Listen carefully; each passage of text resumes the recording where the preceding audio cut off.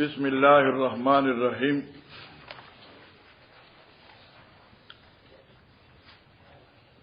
باب دې په بیان د روزه د قضې په اجازت تخاون سره تطوعا چې نفلی وي.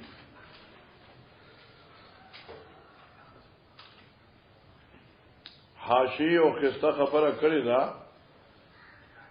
او زم مسلک دا دی چې یو سره نفلی روزه وساتي نو په دې باندې اتمام لازم دی او چې کله مثلا ما ته کړه نو قضا په لازمه شو سره ګورياني سره دا کدو کنه څنګه الله تعالی وسلم یو ورځ بچا دوه ټوپک داس بکو ډیر نه خوښ کړی په نشو مونږه سیوا نو اوس منګوي چې لازمه نفل په شروع ولې دي دا حدیث معلوم شو کہ نعیم الدین وی انعام الدین کی نعیم الدین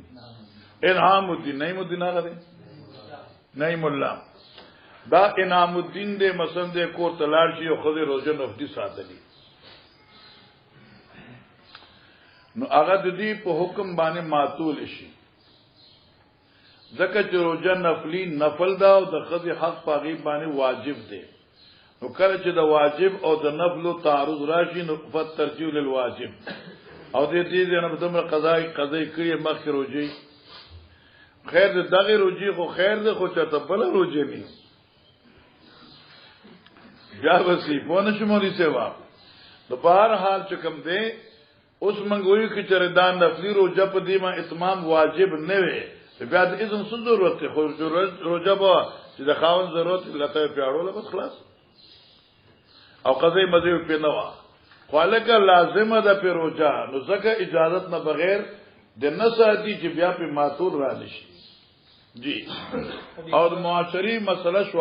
چې د خاون په خځې لوی لوی حقوق دي قربان وبه قال حدثنا محمد بن مقاتل اسان دي ډیر زیات قال اخبرنا معمر بن حمام بن منبه عن ابي هريره عن النبي صلى الله عليه وسلم لا تصوم المرأة وبعد وشاهد الا باذنه روزه د نساتی یو سړی زو زنانا په داسې حال کې چې خاوند کور کې موجود وي الا باذنه مگر په اجازه سره ځکه چې دغه ضرورت راشي ورته درځي او دې روزي نو اسبا پرسیدل پاتې شي لہذا روزه بلا اجازه نه ساتي. باب اذا باتت المرأة مهاجرة فراش زوجها اذا باتت المرأة مهاجرة فراش زوجها بیان د خذ بد اخلاقی چې کله شپه تیر کې یو زنانا مهاجرتن په دې حال کې چې پری خودون کې وي فراش زوجها پالنګ د خپل خاون معنا د خاون کټ اغه نه ځان لری کو بل کټ کیو د شو ٹھیک شو او اسباب د جمان شرعا معنی نو بیمار نه و حایض نه و او خاون بیچاره ورته رازا ورته چې مراد نږدې پوښ کنه اوس دې د شپتی رقم مهاجرتن نو سو پوری چې د خاون راضی کړي ني نو په دې باندې خدای لعنت وريږي. الله اکبر جناب. وبه قال حدثني محمد بن بشار قال حدثنا ابن ابي عدي عن شعبة عن سليمان عن ابي حازم عن ابي هريره عن النبي صلى الله عليه وسلم قال اذا دعا الرجل امراته الى فراشه فابت ان تجي على کله چې را وبري یو سړی خپل خزا خپل کټا نور تاسو په دسته لپاره وي فابت دیو ک انکار ان تجي چراشی لعنت هل ملائکه حتا تصبح چې سودی سبا کړي ني نو فرشتي په لعنت وي او مشکات کې دا حدیث ته چې دا فرشتي یعنی حوري ورسوي چې بدبختی خاوند خو زمان دي ملمستا او زمان می خاوند دی ولی پریشان کا ونه جو کنه نو دی ور باندې خیری وي او پر روایت کې راځي حتا ترجع ته ترجع نو مراد ده چې خاوند خوشاله دي. وبه قال حدثنا محمد بن عرارة قال حدثنا شعبة عن قتادة عن زرارة عن ابي هريرة قال النبي صلى الله عليه وسلم اذا باتت المرأة مهاجرة فراش زوجها ډډه کوونکی د پالنګ د خاوند نه لعنتها الملائکه حتا ترجع الى الزوج چې خاوند تراله خاوند خوشاله ک نو په دعاګانې به شروع شي او کله فرشتي په لعنت وي. ای وجه صد مولانا صاحب زکه چې د خزي خاوند فارغی نه او مزاج د خاوند هغه حق نه ادا کی نو ډیره ممکن ده چې دې ګناه ته مجبور شي او کې دینه ګناه وشي نو دا خزه پکې پرخیدار شي هغه نه به تر دا څه کمیږي خو نه دوه شی ده مخیره باب لا تأذن المرأة في بيت زوجها الا باذنه اجازت بنور کی یو خزه چالره په کور د خپل خاوند بغیر د اجازت ته خاوند نه دینه مراد ده چې پر دې خلقه پر ټول خاصه اجازت نشته کې پر دې خاوند مو چې دا راضي دي نوم دې اجازت نور کوي مراد دا دي چې محارم دي لیکن د خاوند سوجدا نو خزه دې خاوند اجازت ته بغیر چاله اجازت نور کوي دویمه خبردار چې دا د خاوند امینه ده چې د خاوند امینه شو نو د خاوند په اجازت کې څوک راضي دا بزان به با پرده کی او خواب شي خو چې اجازت خاوند نه نو د کور په قسم څوک نه دی بری جی وبه قال حدثنا ابو اليمان قال اخبرنا شعيب قال حدثنا ابو الزناد عن الاعرج عن ابي هريره ان رسول الله صلى الله عليه وسلم قال لا يحل للمرأة ان تصوم وزوجها شاهد الا باذنه ولا تأذن في بيته الا باذنه وما انفقت من نفقه نخرج کی دا زنانه څخه خرج من غیر امری بغیر د امر د زوج نه چې صراحتن وي ګور امر په دوه قسمه دی یو د امر صراحتن دی یو عرفن دی عادتن دی صراحتن امر نو عرفی عادی وو او دی مال د زوج خرج کو نو دی خاون ته پای کې نصف اجر ملاوي ٹھیک شو کنه اوس کی چری یو خزی ته د خاون طرف نه اذن صراحتن وی نه اذن عادتن وی نه اذن عرفن وی نه بیان شي خرج کوله ٹھیک شو کنه دی لپاره بغیر اذن مراد بغیر امرین مراد بغیر امری صریحی دی فإنه يؤدى إليه شطره ورواه فإنه يؤدى إليه بشك ادا بکر شدی سړیتا شطره نیم اجر لکه استاد دی حشیش په غتری واسو نقل کړ دی چې شطر نه مراسلی نصف اجر نیم اجر فلو نصف اجرنا او ځکه چې دا کور توام د کور چه دی نیم سړی خوري نیم خزه خوري پوښی کنه نو نیم اجر خود دې شکنه ځکه دې نیم حساب د مال پکې لاړ خرچ شو ورواه ابو الزناد عن موسى عن ابي هريره في الصوم باب وبه قال حدثنا مسدد قال حدثنا اسماعيل قال اخبرنا التميمي عن ابي عثمان عن سمعت عن النبي صلى الله عليه وسلم قال كنت على باب الجنه فكان عمد من دخل على المساكين واصحاب الجنه محبوسون غير ان اصحاب النار قد امر بهم الى النار وقمت على باب النار فاذا عمت من الله وقمت على باب الجنه زودردن په دروازې جنت فكان عامت من دخل على المساكين ما چوکتل عام هغه څوک چې داخلي دل دی جنت تا غریبانانو بس واصحاب الجد او خوندان د مال چو محبوسون هغه د جنت نارا ټول ایثار کړي شو جنت پته میو خلارا ایثار کړي شو زکه چې غربا 500 سال مخکې روانيږي به جنت ته غیر ان اصحاب النار قد امر بهم الى النار ها الا مگر دوزخیان چو حکم کړه شو دای باندې د اور ٹھیک شو ایتلو الک دن راشه طالبان وقمت على باب النار ذ ادرن په دروازې دور فاذا امت من دخل النساء جما قتل نو جهنم کی اکثر زنانوي زکه زنانو کی غیبت او چغلی او نور کارو زیاتی سو طالبان دیو احمد ایو احمد انس چون لما ورکا ها دا دري اورګم خوشو ذکر واچه ټول تقسیم بیا خپل منځ کې چلو جی باب کفران العشیر هو الزوج والخليط من المعاشر باب کفران العشیر باب د بیان د ناشکرۍ د خاون وهو الزوج چغی ته خاون وي عشیر وهو الخليط دارګه د عشیر مثال او مصداق الخلیط خلیط ته خلیط په معنا د شریک په ژوند دی چې تاسو د ژوند په معاملې کې شریک وي لکه طالبان شوي یا لکه د پټي مرګري شو عبدالوارث او شبیر احمد شو دا خلیط شو من المعاشرتی د زندګۍ د انسان نه فی نبی سید النبی صلی الله علیه وسلم نو معنی دا شو چې کفران د خاوند ګناه دی خو کفران د رشتہ دار لکه د کور کې خواخي شو اسخر شو او دارنګ نور رشتہداران شو دغیم ناشکری ګناه دی وبه قال حدثنا عبد الله بن يوسف قال اخبرنا مالك دا دې څنګه ویل شابه تکړه سبا بیا وي ان شاء الله قال حسبت الشمس على عهد رسول الله صلى الله عليه وسلم فصلى رسول الله صلى الله عليه وسلم والناس معه فقام قياما طويلا نحو من سوره البقره ثم ركع ركوعا طويلا ثم رفع فقام قياما طويلا وهو دون القيام الاول ثم ركع ركوعا طويلا وهو دون الركوع الاول ثم سجد لا موږ به ځای ویلو دا حدیث مخکې چلو فقام قياما طويلا وهو دون القيام الاول ثم ركع ركوعا طويلا وهو دون الركوع الاول ثم رفع فقام قياما طويلا وهو دون القيام الاول ثم ركع ركوعا طويلا وهو دون الركوع الاول ثم رفع ثم سجد ثم انصرف وقد تجلت الشمس فقال تجلت الشمس خرو خان شو نور وقال ان الشمس والقمر آيتان من آيات الله لا يخسفان لموت احد ولا لحياته فاذا رايتم ذلك فاذكروا الله قالوا يا رسول الله صلى الله عليه وسلم رايناك تناولت شيئا في مقامك هذا ثم رايناك تكعكعت فقال اني رايت الجنه واريت الجنه او اريت الجنه ما اريد الجنه یا اخذش ما ته جنت شک تراوی فتناولت منها انقون یو ګچا د میو ولم أخذت لأكلت منه ما بقيت الدنيا ورأيت النار فلم أرى كاليوم منظرا قط ورأيت أكثر أهلها النساء قالوا لما يا رسول الله صلى الله عليه وسلم قال بكفرهن قيل يكفرن بالله قال يكفرن العشير ويكفرن الإحسان ولو أحسنت إلى إحداهن الدهر ثم رأت منك شيئا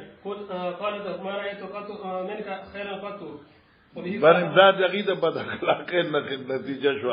چې احسان شکریا نه ادا کوي ونه شو کنه او چې ډیر سوال ورکی کنه خو چې یو ورځ ول شکر आवाज چلې زما پلار د خدای داسې کې چې د سپیرته حواله کړو درې په کور کې ما یو ورځ د خوشاله ولکتا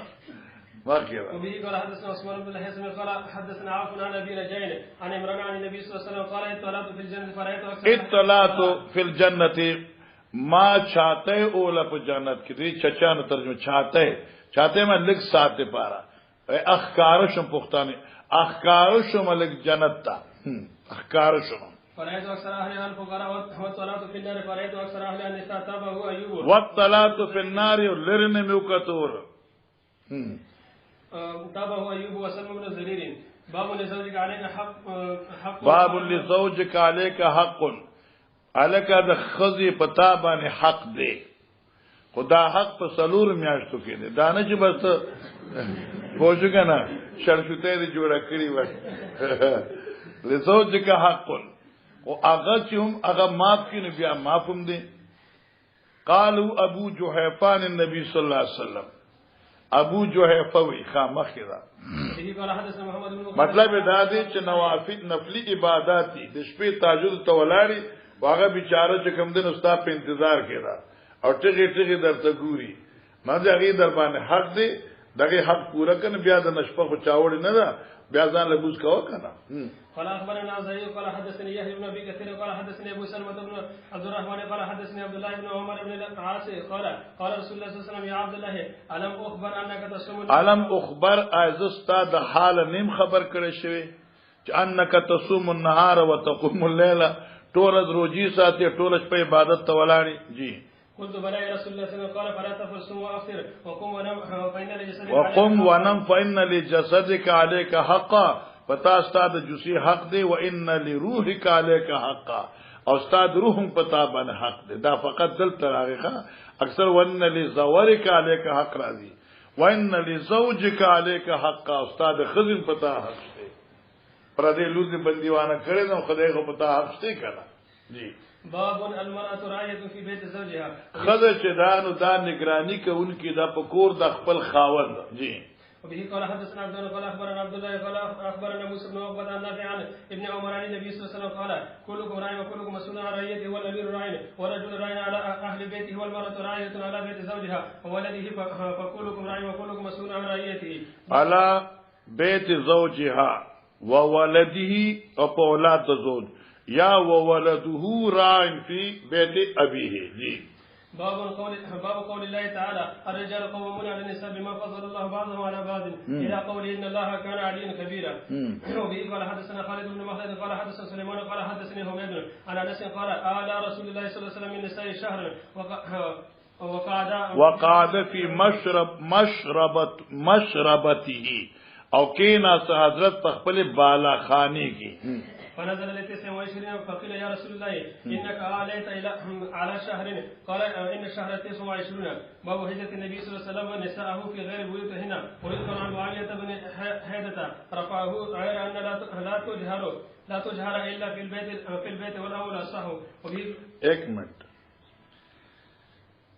باب هجرت النبی صلی الله علیه وسلم نساء باب د په بیان د خفقان اخکارا کولو د پیغمبر علی السلام د خپل بیبیانو نه په بغیر د کورونو د دوینا اجرام بی پر خودل معنی نه کړه کنه ادب نه وکړه اخکارا کول د خفقان د پیغمبر علی السلام د خپل بیبیانو نه په غیر بیوتهن بغیر د کورونو د دوینا دا خبر اخلاص کوي دغه احمد جبی کېده. ويذكر عن معاويه ابن حيدة رفعه او معاویه دا روایت مرفوع کړی دی غیر الله سوا د دینه چې دا روایت چې الله تهجرا خفقان بنخ کار کول کیږي د خودنا الا فی البيت مگر پکور کې دنه والاول اصح او رنبه خبره رنبه روایت بطور اسناد اصح دی. دیکھ یو میرا ډیر ګران زه دی الله ولي دا پیر صاحب دی او د دې مثلا دوه خزي دي او دې دغې نه خفه دي یا یو خزه خیر دې دوت نه ساتل اوس دا یو خزه ده دې ته نسو خبري باندې خفه شو. اوس چې قران عظیم هغه د آداب او طریقه خي واجروهن فی المضاجع نو اوس دا هجران داخل البيت بکی او کې دا هجران خارج البيت پکار دی. دا یو لوی مسله ده. رسو حدیث کې راغی چې الا فی البيت هجران فی البيت دی معنی دی بخپل خزنا په خپل په دغه کمره کې هجران کوي معنی یو خدا چې خپل کټ کې بود کی او هغه د ولادت روا چې نشي مراد نشته ٹھیک شو. او یاد حاشی ذکر کړی چې په یو کټ کې بدوارو دی خدای دې وو تشاوړي او په دې باندې کوم خفقیږي توبه او باسه توبه کې توپک و تراسم کی کنه ا په دې دمر نه خفقی خو چې مخ دې ونه بل خواګه د په دې ډیر خفقیږي اسی مري نو چې تو ورته یو دی ودشي او مخ ورنه بل خواګه او کله کله داس لازمو کې اوکې صبر وکړه مشکله خبره نو دې سره اغیت اذیت زیات رسی خفقان زیات رسی نو بازوی چې هجران فی البيت علی السریر پکار دی لیکن نہ ہجران د تعجیب په خاطر بیت او خارج البيت دواړه صحیح دي. لکه پیغمبر علی السلام هجران د بیبیانو نه کړو خدای د کورونو نه بهر کړو ببل ځکه حضرت ناشتو هغه وجه سوا بیا شت چې ما بیگا قتل کړه دستورګو نه روح کړتا عادل د پیغمبر انصاف د پیغمبر یو دا چې پیغمبر خو چې دوی نه هجران کو تعلیمن کو دوی زړه نه چاو او چې حضرت په کور کې دن نه هجران کوله بیا خو زړه چاو دي او نه پیغمبر اغي دمر پریشان کوله د دې لپاره چې سړی مخامخي او هجران کوي هغه د برداشت نه پاري او چې سړی هجران د بل کوي بیا خیر دی اول ټیم کې لغون تکلیفي بنی آدم ته چنيشته نه بیا چلو دي بیغمو دي او چې یو کار کې بیا ویخیږي یو پر سره لګي بیا نو ډېر لوی مشکلات دي. خبره عاشق بیا وګوره ډېر خسته خبره مهم درته معنی بان هجرانهن مع الاقامه معهن في البيوت عالم لانفسهن واوجع لقلوبهن لما يقوم الاعراض في تلك الحال. معذرت چاہتے دیر تکلیف میں رساؤ چلو. به قال حدثنا ابو عاصم عن ابن جريج وحدثني محمد بن مقاتل قال اخبرنا عبد الله قال اخبرنا ابن جريج قال اخبرني يحيى بن عبد الله بن صفي ان عكرمة بن عبد الرحمن بن الحارث اخبره ان ام سلمة اخبرته ان النبي صلى الله عليه وسلم حلف ان لا يدخل على بعض اهله شهرا فلما مضى 29 يوما غدا نسان غدا علیهن ما خامی ټیم کې ورته راغی او راه یا وختي ها يا نبي الله حلفت ألا تدخل عليهن شهرا قال إن الشهر يكون 29 يوما. دا حدیث مکه تیر شوی ټول تیر شوی. علي بن عبد الله قال حدثنا مروان بن معاوية قال حدثنا أبو يعقوب قال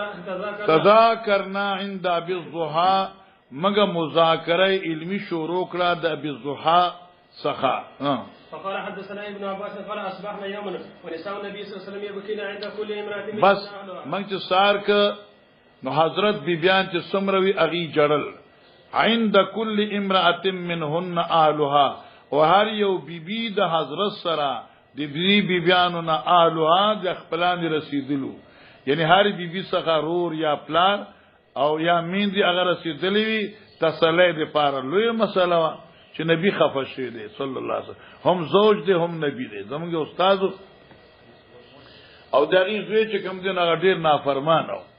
نو دی به کله کله خپل دی زوی ته نصیحت کاو انو ورتوی با نصیحت به کاو نو ورتوی بچی د خر بچیا کنه یی ته چې زمان نافرمانی کې ته خبرې چې په څومره ګناونو کې راځي زه د پلارم نو ابوت نافرمانی شو، زه د امام ما په زموس کې نو د امامت نافرمانی شو، زه د استادم فوجګنه زما شاګرد نو د استادې نافرمانی شو، زستا مشرم نو د مشرې نافرمانی شو، زستا محسنم د محسن نافرمان نو ډیر شی ورته جمع کړه. ان بیا به د خر بچیا پوښوي نو طالبان به ته چې ته خرج دیته وای په سره خو د پښتنو د اخري په ځای سوې شي نه زو نو چې ځان ته چې په خپل خر وي کې بل د تسوکین ته وقفکی یار داتم خوږي وای خجی فخرجت الى المسجد جمعه لان فاذا ملآن من الناس جمعه خلقنا ډکو فجاء عمر بن الخطاب فسيد النبي صلى الله عليه وسلم راغ عمر سے او خطب پوڑو باندې مکه روایت موږ ویلې نبی علیہ السلام کمرې ته او فی غرفه له حضرت خپل بالا خانه کمرې کو فلم یجب احد چا جواب ورنکا ثم سلم فلم یجب احد ثم سلم فلم یجب احد فناداه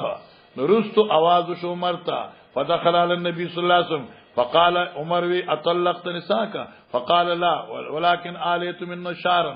قسم میکړه دې د نر ننځ کې دو د نه ملاقات یو میاشي فمکثت 120 ثم دخل على الناس چلو نو معلومه شو مقصد تعدیب په تور باندې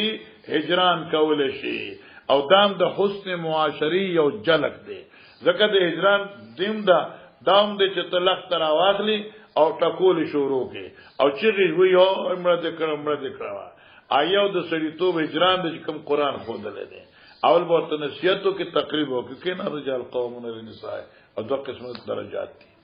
او حدیث کې دا د ون کان تلتنوي وغیرہ وغیرہ او تعالی الملائکه حتی تصبح وترجع نو چې بده نشو ان بیا هجران دي نو چې پاري نشو نه بیا روونه لکه پخت په پستو زین ټو لور لکه تصور کې چې خم مزیدار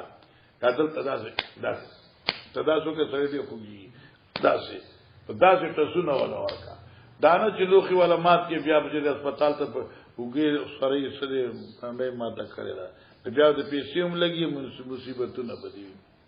ونه شوي دام د حسن معاشري یو خبره ده باب ما يكره من ضرب النساء وقوله وضربوهن ضربا غير مبرح. باب دې په بیان د دې چې مکروه دی وهل د خذو بی زایخه دا بیا ساتي وقولوا وضربوهن ضربا غیر مبرح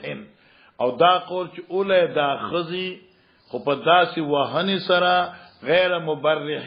چغنی ماتون کې د اعضاء دوی یعنی سخنی الکه داسې بنوي لکه وینځو غلام چې سړی وړي بعض طالبانی ته شاګردان دا چونی داسې وي چې تبو چې پلاری ولا وجل دی هغه چې ولکه خو دمر ظلم هم نه پکار تعذيب ورته کوي او تاسو ول ورکه بس خلاص خو دمر بوي چې حد حالانکه دا چونی خو تاسو ډیر محسنین دي خدل ته خوري چې غو مثال اگر طالبان له وظیفې راړي ټوډه ولا راوړي چي ولا راړي ډوډ هر څو راړي او دلته ولا ته کوتا کې د غربه کم سے کم د انسانیت ضرب چې کم دی هغه مناسب دی. جی قال حدثنا محمد بن يوسف قال حدثنا سفيان عن هشام عن ابي عن عبد الله بن زمعه عن النبي صلى الله عليه وسلم قال لا يجد احدكم امراته جلد العبد ثم يجلد ندی و یو د تاسو نه خپل خزا جلد العبد یعنی کا جلد العبد پشان د وهلو د غلام ثم يجامع في اخر اليوم دا ثم یا خو استفهامی دی ثم يجامع ای بیا به دی جمام ور سره کوي مان اوس دی وهله او دی وهله او بیا به تنفیدوم اخلي یو یا مان ثم یجامعها فی اخر اليوم بیا به د دې ضرورت ته جما پیدا کیږي دا زموږ استاد مان بیا به د دې ضرورت ته جما پیدا کی په آخري ټیم کې نو معنا دی به اوس وਹੀ چې ما خام شنو دی به اراده کنه ویولې راځو والد نو اوس ته وایو چې بیا ته خپل څنګه نو مخ نه خیال وکړه ای وخت بیا ته صبرېږي نه ستاسو جما ضرورت یې غوي چې نه تبه چې نه تو لاس نه دی چې بوج نه شور کوم غواړي لا خبر کوم غواړي هرو دې خبر وکړه دا درز به نو مخکې نه ځان په کنټرول کې کوي سړیا جی اول د مناطق او خبره د اجتماع د نقیزینو دی کنه اول د ذات نفرت کې او چې کوم دنو کنه محبت کې اجتماع د نقیزین ولکه جمع النقیزین هو خنه دی الا فی صفات الله تعالی جمع النقیزین من اسرار قدرتی هذا الصحاب به ماء به نار. چلو باب لا تطيع المرأة زوجها في معصية. سبحان الله سبحان الله سبحان الله. باب دې په بیان د دې خبرې چې تابعداري بنه کی زنانه د خپل خاوند په نافرمانی د رب کې الله اول اطاعت بکی اوس وی کې چې خاوند دا خزا په ګناه مجبور کړي نو تابعداري بنه کی. ګور مولانا صاحبہ یو زنانه و گنجې شو د بیماری په بنا باندې خاوند ورته چې ته د خپل وختو سره د بل وخت ټچ کا چې ستا گنجتوب ختم شي. دغه مور د نبی علی السلام نه تاسو کا نبی علی السلام چې لعنه الواصله والمستوصله نو وخت ټچ کاون کی باندې خدای لعنت ته لہذا د خاوند دا خبره دی په دې کې نشته دی منل. معلومه شو چې یو خاوند خزا په نافرمانی مجبور کین اطاعت نشته دی لکه فقال کی په حالت حیض کی مجبور کیل الجماع یا خلاف د فطرت نه ما پوښتنه شاری باندې مجبور کی اطاعت نشته دی یا لکه نور داسی مسله چاہے کی دا شاری نافرمانی راځي نو اطاعت نشته دی. جناب وبه قال حدثنا خلاد بن يحيى قال حدثنا ابراهيم بن نافع عن الحسن هو ابن مسلم عن صفيه عن عائشه ان امراه من الانصار زوجت ابنتها دی په نکاح ورکړې و خپل لور فتمعت شعر راسها اوري جدل د دې جنې د وخت د سر دوی د بیماری او د گنجتوب نه نو فجات النبي صلی الله علیه وسلم فذكر ذلك له دای وته ذکر کړه چې زما د لور خدا چلو شو نو دیله د چا وختول ټچ کم فقالت لا نا ان زوجها امرني بده اغيوي چې ما خان ماته ویل دي ان اصله فی شارع فقال لا اجازت نشته ده انه قد لعن الموصلات یا اور موصلات لعنت کړي شوی ده په موصلات باندې یعنی جختون کو باندې موصلات طلب د جختول کون کو باندې. اوس ګوره چونکه لعنه الواصله والمستوصله استاد دې عاشی ذکر کړ دي چاله کدا وخت ټچ کول اگر چې پیژند د زوج سره دا جایز نه دي الا ان چې وخت د غیر انسان وي وخت د غیر انسان وي د بیا ګن پټول شي خو وخت د یو انسان د بل انسان په سر باندې ټچ کول دا بالکل حرام. او دی وخت دا گنج او سمشره او دا گنج پټیږي په پیسو باندې گنج پټیږي نو کې وخت د غیر انسان وي د بیا څه قدر جواز لیکن اولاد بیا هم نه ده. استاد دې عاشو ذکر کړی او اما شعر الطائب من غیر آدمی فإن لم يكن لا زوج ولا سيد فهو حرام. ٹھیک ده وان فعلت باذن الزوج وسید اجازه مثلا دا کنه بل استاد ساجي ولیکن کی چره ویخت در ناری د انسان وی نبی جایز نه دی لکه د انسان په اعضاء باندې نفع حاصل جایز نه دی. چلو باب قولی وین امراتن خافت من بعد ان شذ او اعراض کی چره یو زنانه یریږي د خپل د خاوند د بد اخلاقینا و اعراضن یا د کم میننا او د کموالی د محبتنا ٹھیک شو نشوز بد اخلاقی دا اعراض معنی عدم ادا کول د حقوق ده. چلو وبه قال حدثنا ابن السلام قال اخبرنا ابو معاويه عن هشام عن ابيه عن عائشه وان امراه خافت من بعد ان تشرب اعراضا قالت هي المراه بدين امراه اخذت تكون عند رجل چې وسړي سخی لا يستكثر منها چې دا سړی دی خزنه استکثار نکی معنا اے مناسب حقوق ولا نه ادا کی لازمان ما ادب وکړه کنه مناسب حقوق ولا نه ادا کی ځکه لګي لا یستکثر من مصاحبتها دغه مصاحبت کی کثرت نه کی بن اظهار د محبت نه کی خو په خپل لوخه ډک شي نو خپل ځان فارغ کی انور دای د حقوق خیال او لحاظ وغیرہ نه کی اظهار د محبت نه کی فیرید طلاق دا خاوند دی خذ د طلاق اراده وکي ويتزوج غیره او اراده کی چې بل چا سره نکاح کی نو تقولی لیدا خذ ورته وی امسکنی ما اشاره ک په نکاح کی ولا تطلقني مرا کورا طلاق ثم تزوج غیری خذ ورته بل چا سره نکاح کا فانت فی حل من النفقه تدمان فارغی په خرچه کی زتا نفقه نه غواړم ٹھیک شو کنه انت فی حل من النفقه علی پما باندې والقسمه او فارغ زما د نمبر نه تا نمبر هم نه غواړم پوښ کنه فذلك قوله تعالی فلا جناح علی ما یصلح بینما صلحا وصلح دغه توینو چې خزه نخاون مور دی خزه دی وی چې ته مال طلاق مرا کوا ما خرچینم خلاص زما د نمبر نوم تخلاص ځان لا خپل خوخي وادو کا خو ما باندې طلاق نوم ندیت مصالحت وی جی باب العزل عزل باب دې په بیان د عزل کې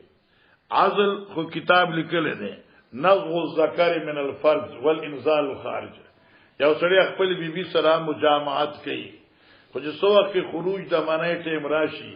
په دې د ګېډي ګوت خارج کی او دغه فضلجات کوم دغه بار توي کی په دې خطرې باندې چې دا خزه حامله نشي ٹھیک شو کنه یا د وې د بیماری نه یا د نور مسائلو نه د دې عزل څه حیثیت دی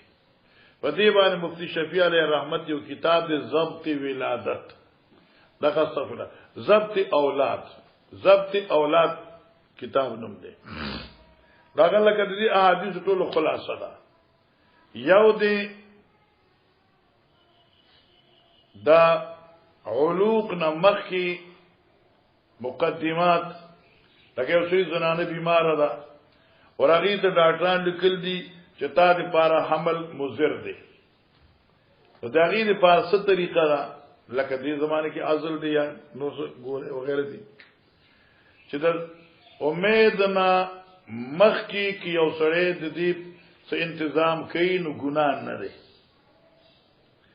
بعض بیماریان دغه سیوی یا لکه بچي معصوم شوی دی او بل معصوم بعض زنانه داسې وی چې آیت د حیض فوري طور پر بیا شروع شي لکه بیا دغه سیلا مخې بچي پیس کی او بل مرتر بیا جوړ شي بیا د خدمت مشکلات دي ساتلو وغیرہ وغیرہ اوس داسې مسائل دي نو کې دي کې یو سړی عزل کوي نو دغه څه حکم دی نو حاصل د ټولو دلایلو نه چور داده امر محمود نری نفس جواز شته بس حضرت خوخ کړي نو خو جائز دی خو چې به اذن زوجوي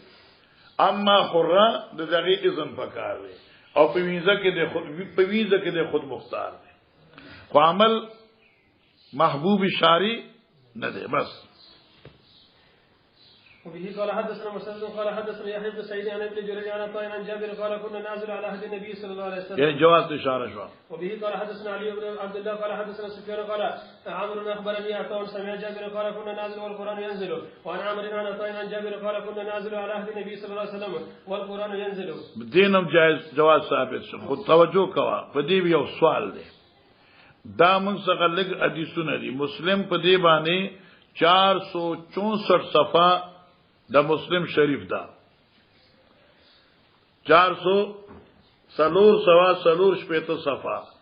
پای کې ډیر زیات روایتونه دي خو پای کې یو روایت دا دی چې نبی علی السلام نه چې تاسو شو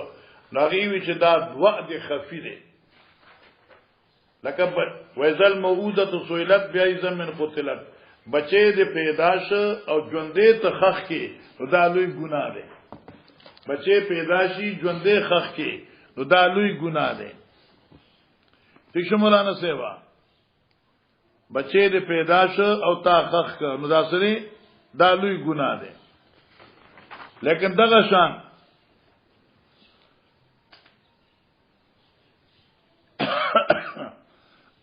دا 654 شروع د غزه چې تا تویم نو بدا په 666 یو 2 3 4 5 شپږم اخرخه کې وګوري ثم سالوا عن العزل فقال رسول الله صلی الله علیه وسلم ذلك وعد الخفي معلوم شو دا وعد خفي دی نو وعد خفي وعد جلی حرام دی کی جائز دی وایذل مدته سویلت حلال دی کنه جائز دی کنه نه دا وعد جلی شو نو اوس دا عزل ته حضرت وعد خفي وي نو وعد خفي ګناه دی نو په دې روایتونو ثابت شو چې جائز دی او التغیر روایت معلوم شو چې دا ناروا دی نو بعض علماء کرام فرمایي چې دلته کې نفس اباحت دی او الته کې عدم اولیت ذکر کوي احتراز تنصره ځان ته بچکول پکار دی خو بعض علماء وی چې نه دا حدیث ته جابر چې موږ سره بخاری کې دی دا اقوا دی دا حدیث ته چې په مسلم کې دی دا زموږ دا حدیث اقوا دی دیم دا چې حدیث جابر داغي لپاره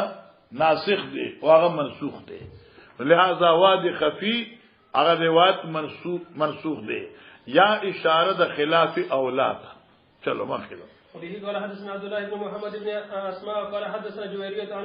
مالك بن انس عن الزهري عن ابن محرز يعني عن ابي سعيد الخدري قال سمنا السبيل فكنا نعزل فسالنا رسول الله صلى الله عليه وسلم فقال وانكم لتفعلون قال ثلاثه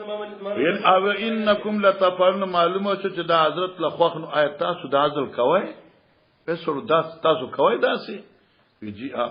امام النسمه نشته یو روح راتون کې قیامت پوری الا وهي کائنه ارس چکه چون کې کې پون کې خبر راځي خامغه نو څه ضرورت دی نو خوخه نه کړه خو حرام نه دی جی باب القرآن بین النساء اذا اراد السفر ګور اسی خود خزو د خزو په مابین کې چې نو قسمت دی نمبر دی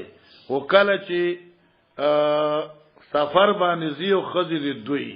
زم فقہ لیکل دي چې دی ځکه بیا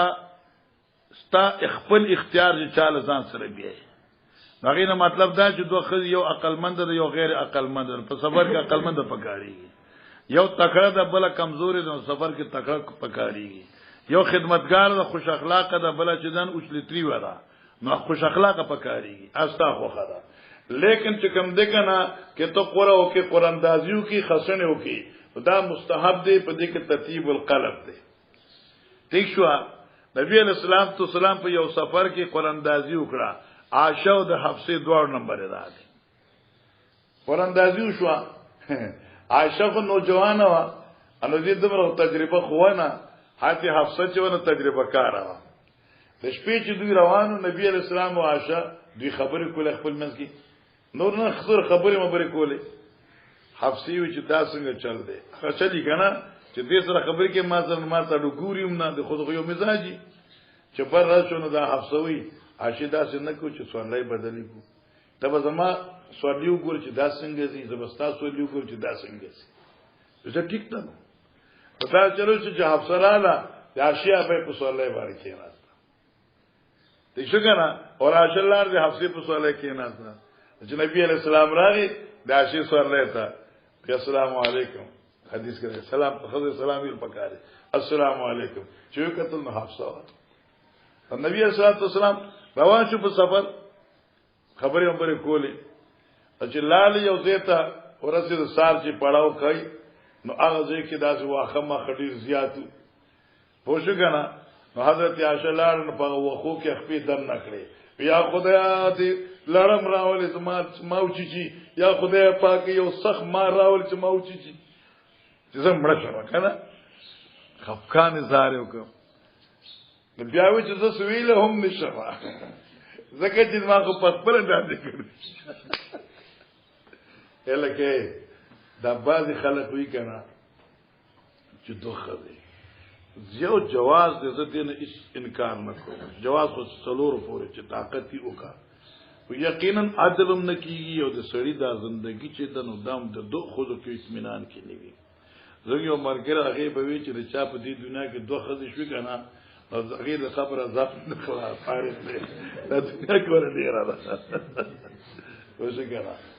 او هغه خلک جوټي پر خدا کی لعنت کنه دا عجز واحد هغه سړی دی چې په خپل خزو زنانو روم خويندو ما ته لکه خپل رښتې پیش کړی دي لیکن ما ته دا مصیبتونه یادو مې دا جون خراش اوسم برټ په شروع مې چې دی وخت کې بیا ته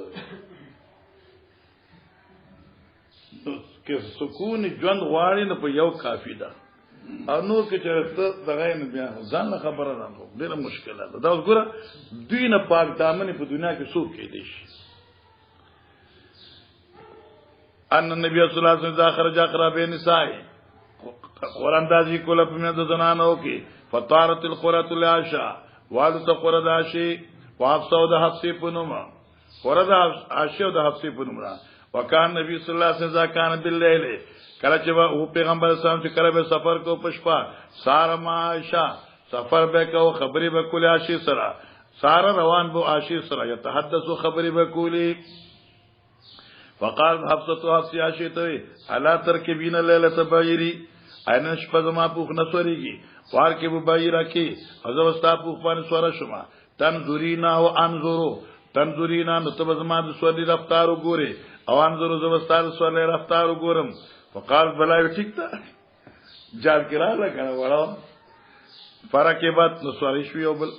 فجاء نبی صلی الله علیه وسلم جمل عائشہ حضرت راغ اختاشی طرف تھا والے حفصال تناسا حفصہ وسلم علیہ نبی پاک پہ سلام ہوئے فقط و سلام ہوئے ثم سار روان شو حتا نزلوا تردی چې دوی کوشو یو زیتا